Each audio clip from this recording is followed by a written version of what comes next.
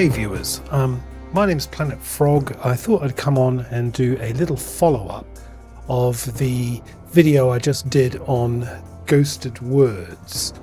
It's been something I've been thinking about for a little while, and I guess it sort of came about because I'd noticed that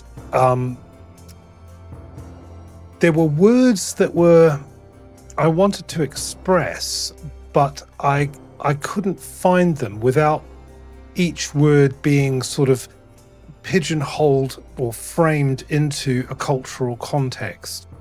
One of them, I suppose, was, looking at this current situation or debate around immigration and the concerns around the citizenry versus the state. And it became very clear quite early on that there was no discussion that was prepared to be had, providing that anybody who had a criticism of incoming cultures or people that were not from the native place could be anything other than a form of racism. You could see this also in terms of the gender war, the arguments around gender, that you can't have a conversation about the veracity of a statement or an ideology that states, well, a man can be a woman, that the two are interchangeable, without being called a transphobe. Now, there was a word in that example that sort of came about, which was gender critical, which is interesting because when you sort of think about the woke mind virus, we use the term what is it? Critical race theory, which is sort of on the opposite side of the spectrum. But yeah, there seems to be that our language that we use to communicate is under some kind of attack, that it's being sort of constricted, and that it's being constricted and weaponized around certain topics that we're not allowed to discuss or are considered politically inappropriate to discuss. So gender, race, immigration, these kinds of topics seem to have very limited nuance in terms of being able to discuss the topics freely. You can kind of see this going on as well, say, with the Israel-Palestine debate, where if you have any sympathy for, say, Palestine, then you're automatically being pigeonholed into somebody who is a pro-Hamas supporter. So therefore, you support terrorism. Equally speaking, if you show any sympathy for Israel, then you're instantly being boxed into being a Zionist, or serving kind of Israel as a state's interests. And neither of these need to be the case, but in these very polarized times, it seems like language is being used in a way that sort of corrals one point of view into a particular kind of framing, and another point of view conveniently supporting whatever the person is that's criticizing you. Not sure if I've kind of put that right, but hopefully that makes sense. Also, when it came to a word like misandry, people seem to be, for the most part, they may be familiar with the term misandry, but they are not as familiar with it, or it's not part of their regular lexicon the way misogyny is. So that frames the culture that we're in, our sense of culture, our situational awareness in terms of how often and how regularly these words are used, to sort of start thinking, well, if misandry isn't used as a term very much, then maybe it doesn't exist. Whereas misogyny is a term that's used left, right, and center and has been for decades. And as a result of that, it sort of has some legitimacy in our minds for existing, and perhaps with at a greater level than misandry. You know, some people would not even know what the word misandry means.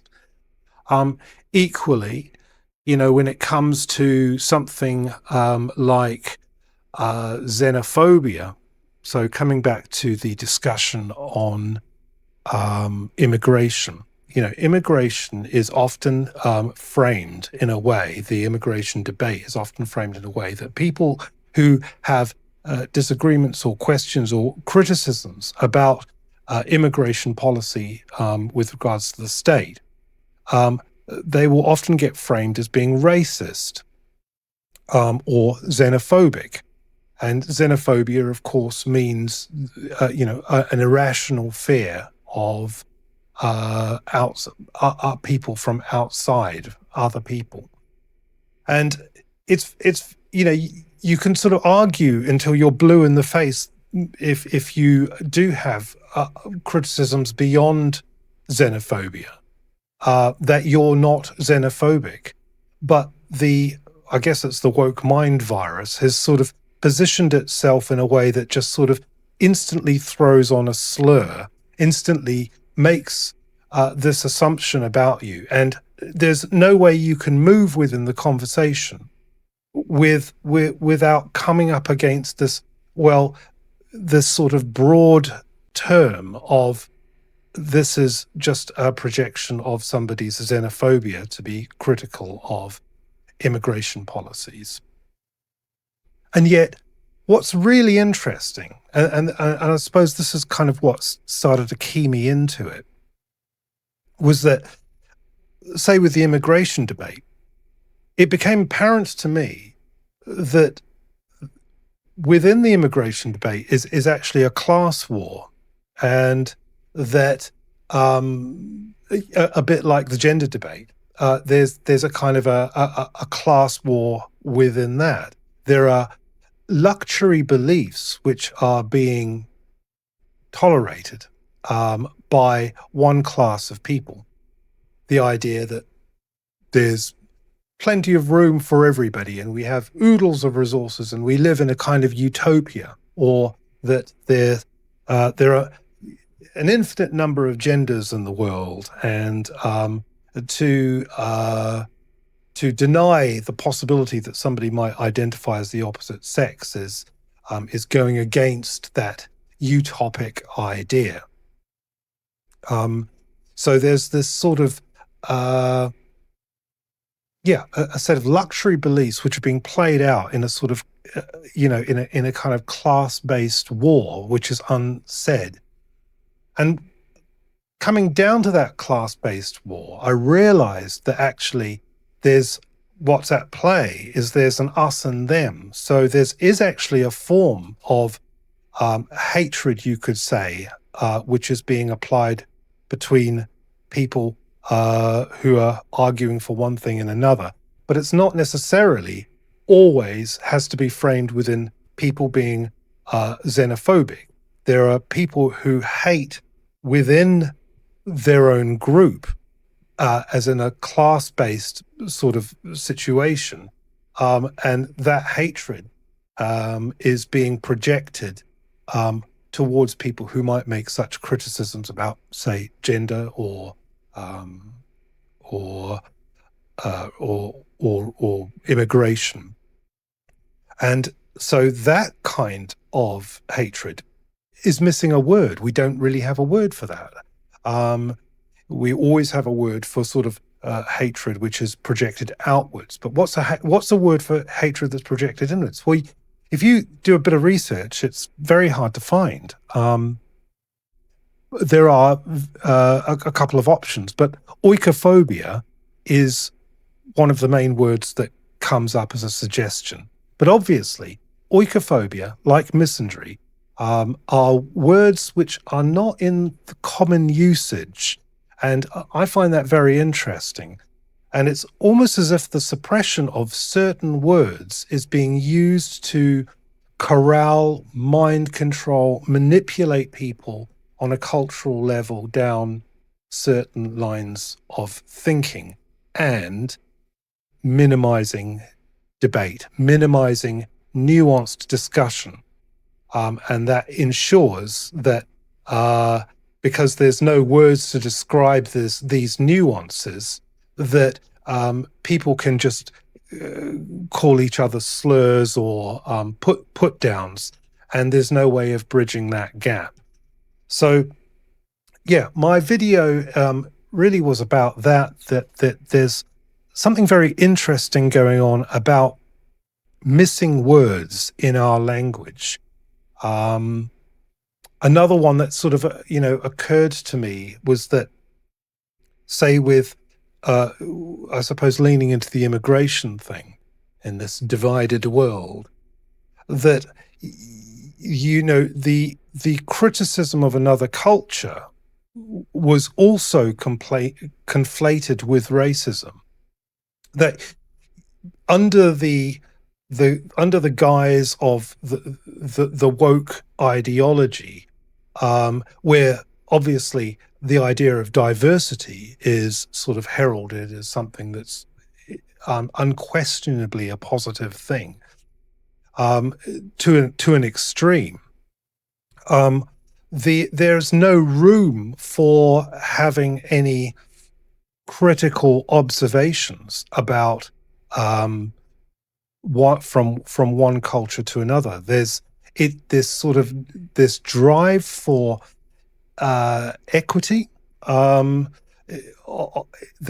everything is equal, limits the entire debate and frames any ability to discern between one culture and another and apply any value judgments whatsoever, is labeled as racism.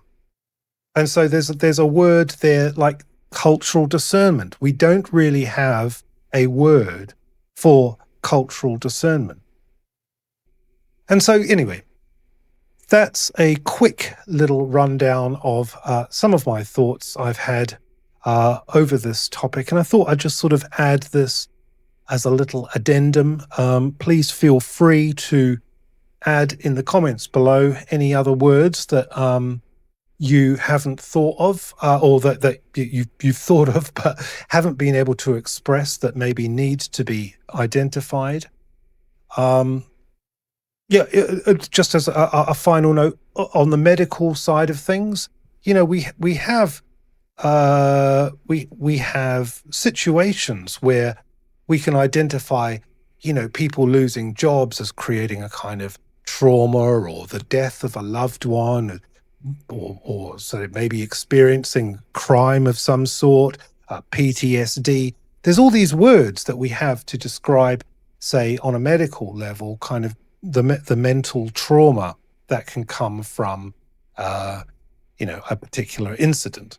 But what's really interesting is that, we are living now at a time where we're clearly seeing that states are lying through propaganda, or multinational corporations are lying through their propaganda, their information, or misleading people. And when it comes down to it, there's no words to describe the trauma that's incurred specifically as a result of people interacting with a corporation or a state. So there's another sort of little kind of word for you to consider. Anyway, I've gone on too long, and I think I'm getting to about probably 15 minutes already. So yeah, this was just my little addendum. I really appreciate people listening, and I don't do these videos very often, so do leave a like and subscribe below. Probably get back to my AI conversations soon enough, but yeah, my name's Planet Frog. Thanks for watching, thanks for listening, and thank you for existing. Adios.